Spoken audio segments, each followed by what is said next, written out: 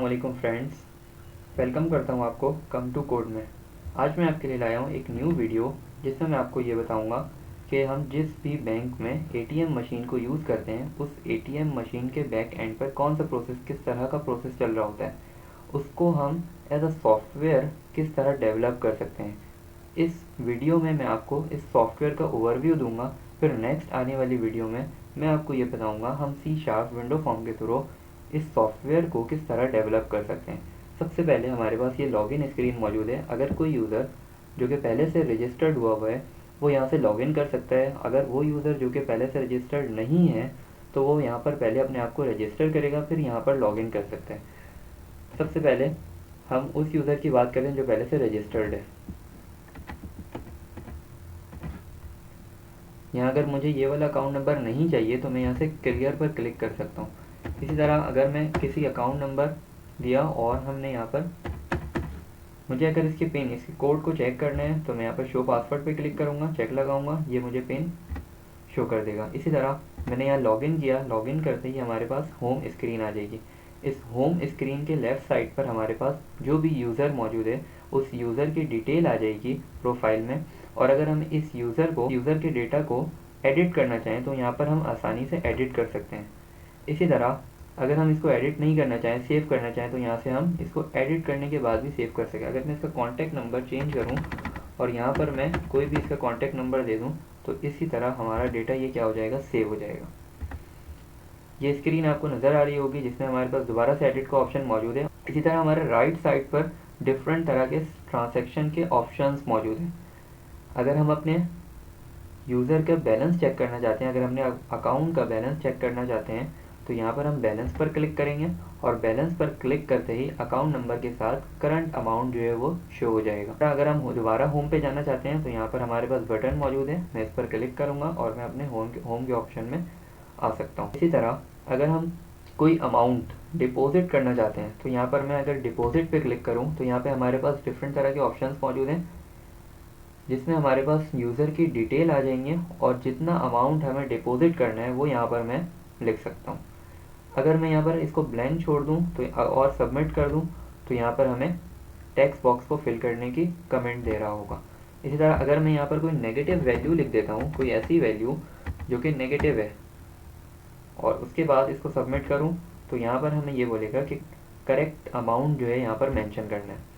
इसी तरह अगर मैं अमाउंट दूँ, यहाँ पर कोई सा भी अमाउंट लिख देता हूँ। अगर मैं यहाँ पर 2000 लिखता हूँ और अगर मुझे ये नहीं चाहिए, कोई और दूसरा अमाउंट चाहिए, तो मैं यहाँ पर क्लियर पर क्लिक कर सकता हूँ। इसी तरह अगर मैं यहाँ पर 1000 लिखता हूँ और इसको डिपॉजिट करता हूँ, सबमिट के ऑप्शन पर क्लिक किया, यहाँ पर हमारे पास ये अमाउंट जो है वो सेव हो गया। अब अगर हम करंट अमाउंट कैलकुलेट करें, देखें तो यहाँ पर 33,000 हो गया। इसी तरह हम होम की स्क्रीन पे दोबारा जा सकते हैं। विड्रॉ अगर हमें करना है तो हम यहाँ पर विड्रॉ भी कर सकते हैं। कितना अमाउंट हमने विड्रॉ करना है यहाँ पर हम मेंशन कर देंगे। अगर मुझे 1000 अमाउंट विड्रॉ करना है तो यहाँ पर हम लिखेंगे और फिर इसको सबमिट करेंगे, ये अमाउंट जो है वो विड्रॉ हो जाएगी। अब दोबारा अब अगर हम अपना बैलेंस चेक कर सकते हैं, यहाँ पर हमने बैलेंस पर क्लिक किया और 32,000 जो है वो करंट अमाउंट हो गए। इसी तरह अगर हम अपनी डिटेल देखना चाहते हैं, ट्रांजैक्शन में कितनी ट्रांजैक्शन हुई है, कितना डिपॉजिट हुआ है और कितना विड्रॉ हुआ है, तो हम यहाँ पर ट्रांजैक्शन पर क्लिक करेंगे। ट्रांजैक्शन पर क्लिक करते ही हमारे पास इस आईडी के बिहाफ पर, जो हमने अकाउंट नंबर दिया हुआ है, उसके बिहाफ पर जितनी भी ट्रांजैक्शन हुई है वो सारी यहाँ पर मेंशन हो जाएगी। इसी तरह अगर हम कोई स्पेसिफिक डेट की बात करें तो स्पेसिफिक डेट पर हम क्लिक करेंगे और अगर हम इस डेट की बात करें तो यहाँ पर हमारे पास इस डेट की ट्रांजैक्शन शो हो जाएगी।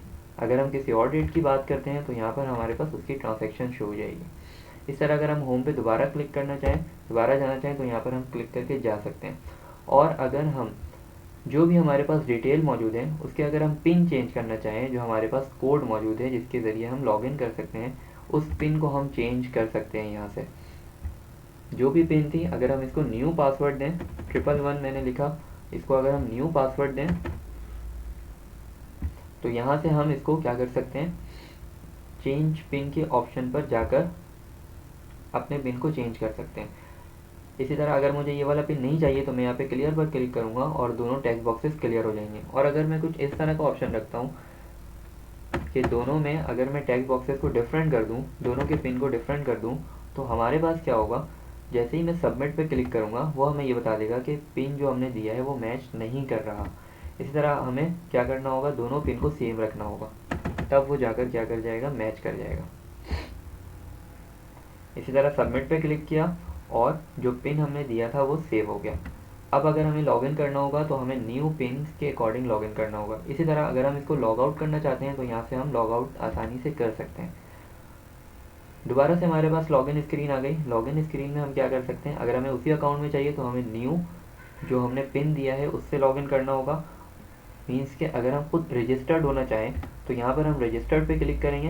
यहाँ पे हमें अकाउंट नंबर दे रहा होगा, ये अकाउंट नंबर वो अकाउंट नंबर है जिससे हर यूज़र का डिफरेंट अकाउंट नंबर होगा।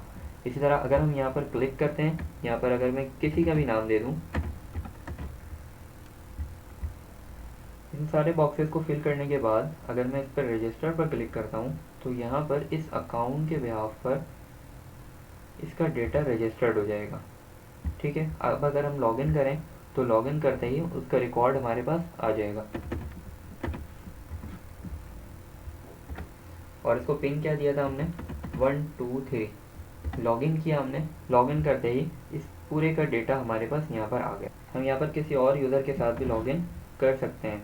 जैसे कि मैंने यहाँ पर दूसरे यूज़र को दिया, दूसरे यूज़र को लॉगिन किया, लॉगिन करते ही हमारे पास दोबारा से ये वाली स्क्रीन आ जाएगी और जो प्रोफाइल होगी हमारे पास वो उस यूज़र के अकॉर्डिंग जो भी डेटा होगा वो यहाँ पर शो हो रहा होगा। इसी तरह अगर हम इसका बैलेंस चेक करें तो इसके बैलेंस का जो भी अमाउंट होगा वो करंट अमाउंट यहाँ पर हमें शो हो जाएगा। अगर हम कोई डिपॉजिट करना चाहें तो वो हम डिपॉजिट कर सकते हैं, और इसके ट्रांजैक्शन की हिस्ट्री चेक करना चाहें तो ट्रांजैक्शन की हिस्ट्री भी हम इजीली चेक कर सकते हैं। इसका कोई डेटा मौजूद नहीं है, इसने कोई ट्रांजैक्शन नहीं की तो यहाँ पर हमें कोई ट्रांजैक्शन शो नहीं हो रहा। तो दोस्तों, तो इस वीडियो में इतना ही। अगर वीडियो आपको अच्छी लगे तो वीडियो को लाइक, शेयर और चैनल को सब्सक्राइब करना ना भूलें। मिलते हैं फिर किसी और वीडियो में, जब तक के लिए अल्लाह हाफिज़।